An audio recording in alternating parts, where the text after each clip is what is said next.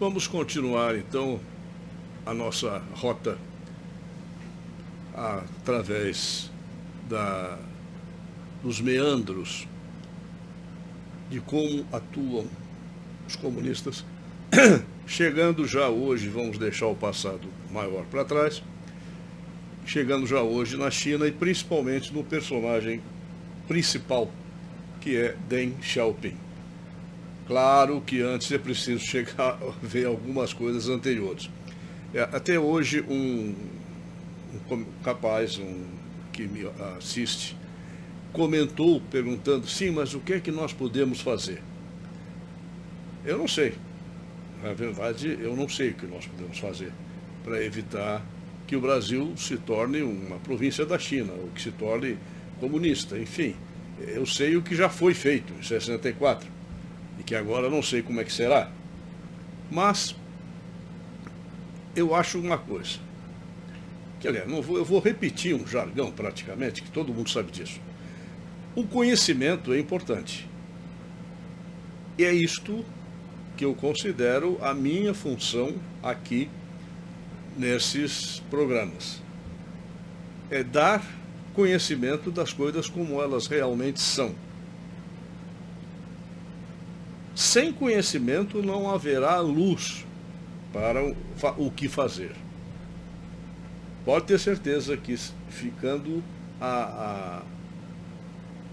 confiando na imprensa, confiando nas histórias contadas pelas marxistas, você não vai ter nunca uma iluminação para até poder decidir se você quer fazer alguma coisa ou não e o que fazer. Então, por isso, a função que eu tenho, que eu atribuo a mim mesmo aqui, é mostrar como chegamos aonde chegamos, porque não adianta agora, mas o que nós vamos fazer agora? Bom, primeiro vamos ver como é que chegou-se aqui. Então, uma pequena amostra de como funciona o comunismo, e isso entra Deng Xiaoping nessa história. Mao Zedong tomou o poder em 49. Em 56 e 57, ele lançou o programa Que Floresçam Sem Flores. Isso tem a ver, e para citação, eu preciso dar uma olhada aqui. O desabrochar de 100 flores tem a ver com uma tradição chinesa, pré-comunista. Apenas através da discussão crítica e raciocínio nós podemos promover a correção das ideias, superando as ruins e fixando os objetivos. Não devemos temer a crítica, a discussão. Isso levou 2 anos, mais ou menos, mas não chegou a 2 anos. 57, parte 58, e imediatamente foi fechado. Por quê? Porque abriram para os intelectuais, e no início eles tinham muito medo de falar, realmente, mas depois se convenceram que, não, eu acho que realmente está havendo liberdade na China. Eles não sabiam, vejam só a função importante do conhecimento da história, que o mesmo tinha acontecido nos primeiros anos do Partido Bolchevista na Rússia. Se soubessem, eles diziam, para aí, eu não vou falar nada não, porque eu já sei o que vai acontecer depois, que foi o que aconteceu realmente depois. Estas são armadilhas que todo governo totalitário, mas principalmente do tipo comunista, faz. São supostas, aparentes aberturas, cuja única intenção é descobrir os dissidentes e matá-los. As simple as that. É exatamente isso, acabar com a dissidência. Então, o que floresçam 100 flores, das 100 flores que floresceram, só sobrou uma, as 99, que era o pensamento comunista, que foi imediatamente submetido o povo chinês a uma imensa repressão, não apenas daqueles intelectuais que se manifestaram através de artigos, de trabalhos científicos, etc., mas também em relação às pessoas que os apoiaram. A pessoas que estavam interessadas, liam o que eles escreviam. Essas pessoas também foram bastante vigiadas e hoje em dia, então, com a Huawei, eles devem fazer isso fácil, fácil, fácil. Na época era um pouco mais difícil, tinha que ter agentes secretos, cavalos de Troia dentro desses grupos dissidentes. Cavalos de Troia, homens, mulheres, que estavam lá só como informantes. E esse pessoal todo foi liquidado e imediatamente em 58, foi 56, 57, e em 58 foi lançado então o grande salto para frente. O grande salto para frente foi, na verdade, a grande fome que a China passou. Foram anos de total e absoluta fome, de pessoas que morriam às pencas. Algo comparável com o que aconteceu, por exemplo, o Holodomor na Ucrânia, por ordem de Stalin, de uma proporção muito maior. Lá foram 7 milhões, na China os números não combinam uns com os outros, mas foram coisas de dezenas, de mais de 10, 20 milhões de pessoas que morreram literalmente de fome. Foi o grande salto para frente. Primeira ensinamento do dia. Nunca confie que o Partido Comunista no poder está abrindo para outros pensamentos, outras ideias, sinceramente. Não. É só para determinar quem são os dissidentes e liquidar com eles. E o segundo é esse. Eles têm uma ideia de que eles podem programar. Por isso, podem programar o que vai acontecer no futuro. Eles têm a fantasia, eu diria delirante, de que basta eles fazerem um plano quinquenal, quatrienal, decenal, centenal, o que for, que aquilo vai acontecer como eles querem. Só que geralmente acontece o contrário. Geralmente, porque não existe como haver esse controle total da economia de um país. Isso já foi comprovado cientificamente pelos autores da escola austríaca, por exemplo, os economistas Mises, Hayek, enfim, e isso já antes de Friedman, em Chicago. Quer dizer, não é possível essa economia totalmente planejada, ela não funciona. Nós tivemos isso aqui no Brasil. Houve uma certa tentativa, que os militares são muito de planejamento, por força da sua própria profissão.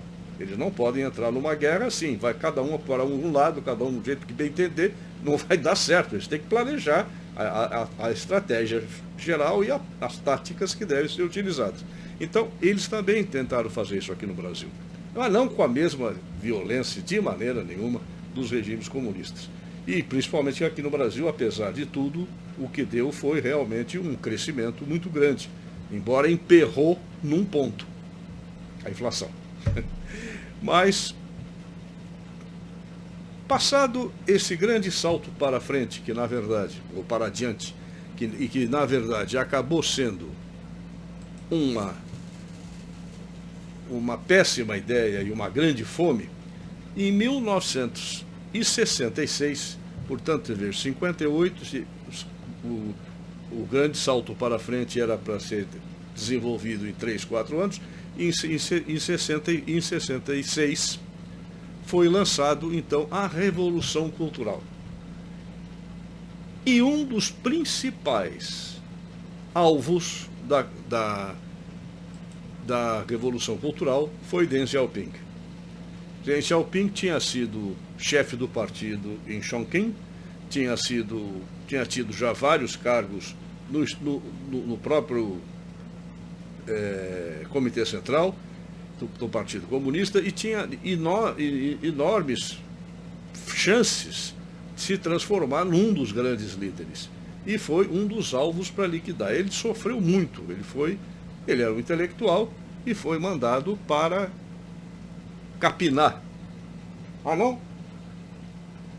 Não apenas isso, que ele teve que desfilar um chapéu de burro, que eles faziam aqui, a Guarda Vermelha, os jovens que começaram na Revolução Cultural, no Grande Salto para frente também, já foram estimulados, a juventude foi estimulada a apoiar tudo aquilo. Eles, na Revolução Cultural, eles tornaram a vida dessas pessoas insuportável, causaram inclusive enorme número de suicídios de grandes líderes comunistas, que posso não ser comunista, mas são pessoas que eram respeitáveis do ponto de vista teórico, inclusive. Então foi uma revolução anticultura, uma revolução anti-intelectual. Porque o Mao Tse Tung não tinha nada de intelectual. O Mao Tse Tung era um cara muito cru. Era professor de escola secundária, não sei nem de quê, de história, sei lá, mas ele não tinha nenhum curso superior, nada. E ele tentou mudar tudo, mudar toda a China através de acabar com os grandes intelectuais que existiam lá. E um deles foi Deng Xiaoping. Bom, Deng Xiaoping, terminada a Revolução Cultural, é claro que eu estou fazendo aqui bastante condensado, senão precisaria de 20 programas para dizer o que aconteceu só com Deng Xiaoping. Ele passou a, terminada a Revolução Cultural e voltado atrás, ele passou a ser mais uma vez um dos grandes líderes do partido.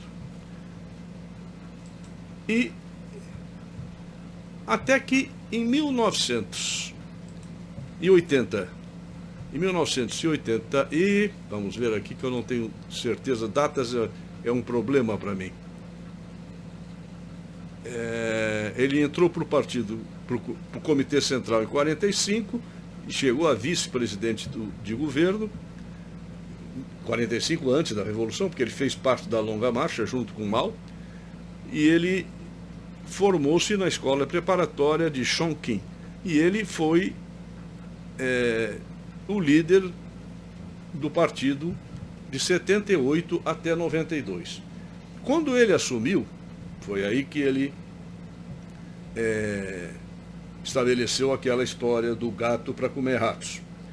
Mas há algumas coisas que muito pouca gente sabe a respeito da vida, inclusive da vida partidária de Deng Xiaoping. Uma coisa que é muito importante é que ele tinha um grupo, todos membros do partido, evidentemente, mas um grupo de pessoas extremamente confiáveis para ele, que eles podiam, vamos dizer, falar, porque ele sabia muito bem o que é o partido, porque ele fundou, e foi um dos fundadores. Ele sabia que é um ninho de cobra comendo cobra. E ele também sabia que o caminho para o poder era chegar a chairman da Comissão Militar Permanente do Partido Comunista Chinês, que é o ponto forte. Vejam bem, na União Soviética, a revolução foi feita por civis. Trotsky era civil, não era militar. Lenin era civil. Bukharin, todos eram civis. Então, os grandes cargos, todos eles estavam nas mãos de civis. Com exceção do Trotsky durante um certo tempo, que foi o comandante do Exército Vermelho. Na China foi o contrário, foi uma revolução baseada em militares, foi uma guerra, não foi bem uma revolução. Foram anos, desde a década de 20 e poucos, final da década de 20 até 1900, foram quase 20 anos de luta armada, de guerra mesmo, contra os japoneses, contra o Kuomintang, contra várias. Então ele sabia muito bem que o ponto central na China não era de ser secretário-geral do Partido Comunista, como não era na União Soviética. Era ser chairman da Comissão Militar Permanente do partido. E para nesse caminho é que ele se dirigiu e chegou lá. E ele tinha esse grupo chamado Os Oito Anciões.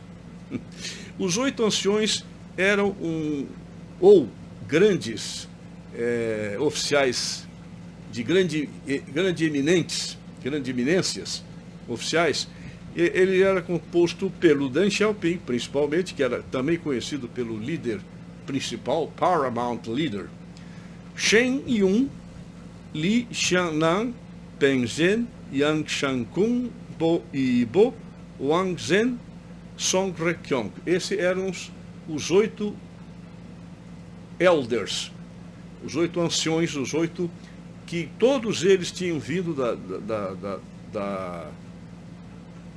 da longa marcha e estavam acompanhando e sempre se ficaram ao lado, também foram muito desmoralizados na Revolução Cultural.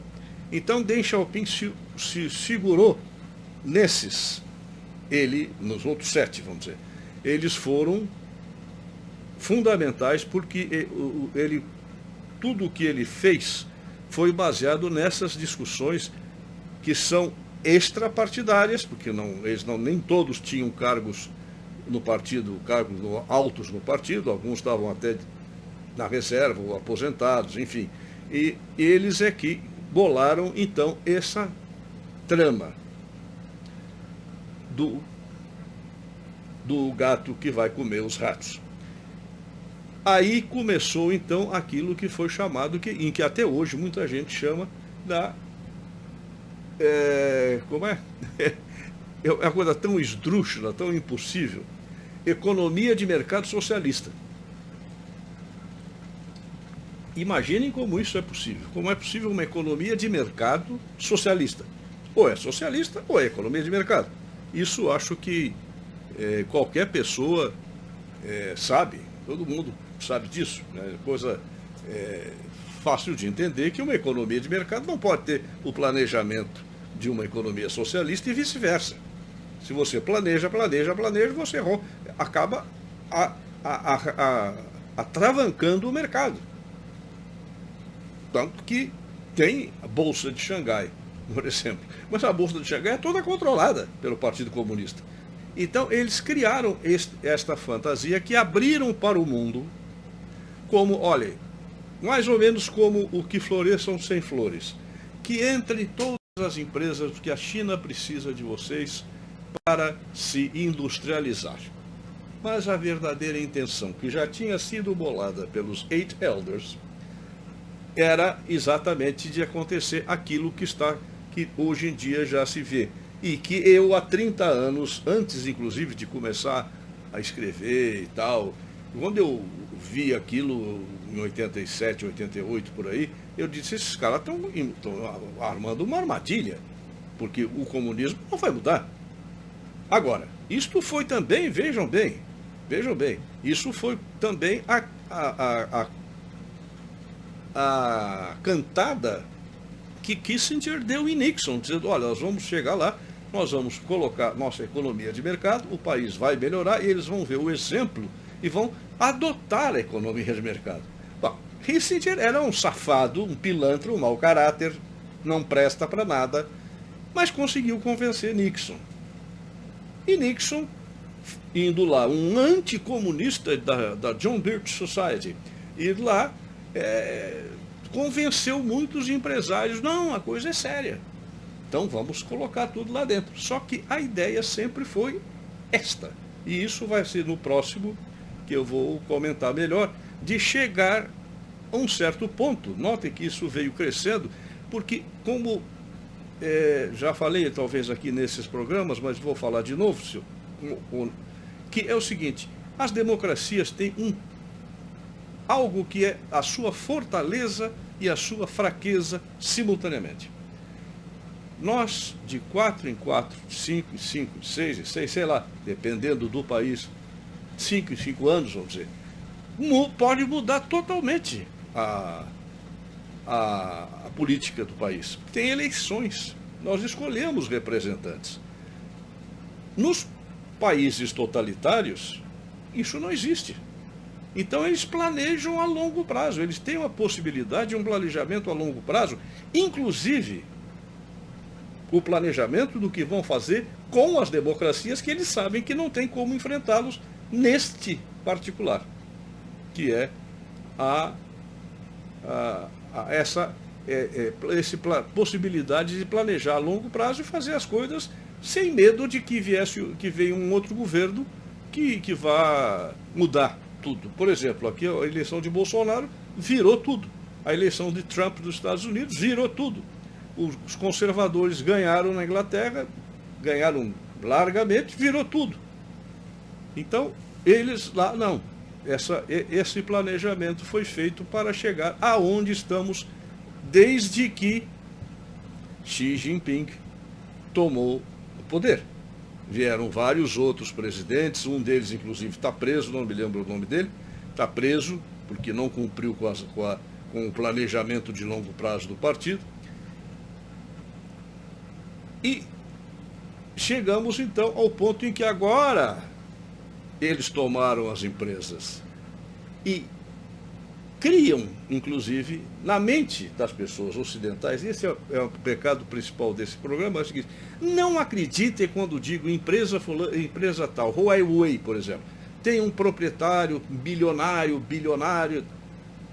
eles têm o lucro, ganham muito dinheiro, mas não têm nenhum domínio sobre aquilo que produzem, sobre aquilo que fazem, porque tudo é imposto pelo planejamento central do Partido Comunista Chinês. E essas empresas, elas não são empresas, eles inventaram esse nome para iludir o Ocidente.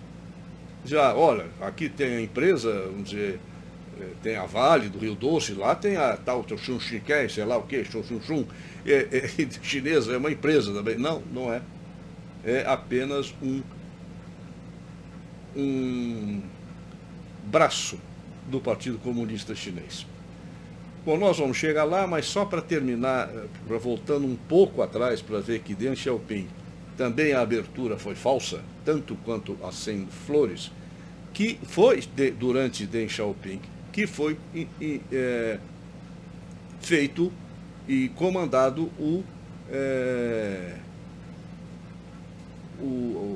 a destruição, o ataque às forças populares que estavam na Praça Tiananmen.